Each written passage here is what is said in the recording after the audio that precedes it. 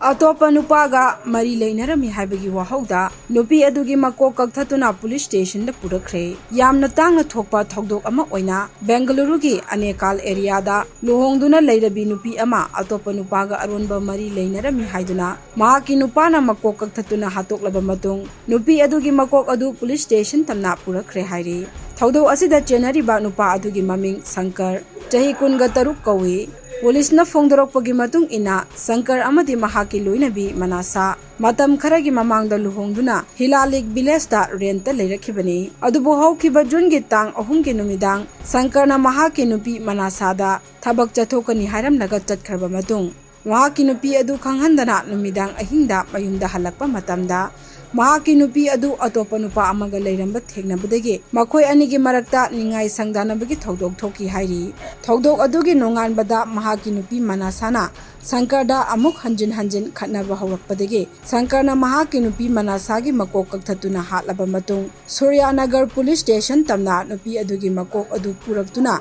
surrender tokhibani hairi Thogdok aduga mari leinana police na crime scene aduda chatlaba matung thijin humjin bagi thabak chathakre lunana miyat asida chenari ba Sankar gi mathakta case ama register tawduna police custody da makha taba investigation chathabasu hawkre haina paw asina makha tari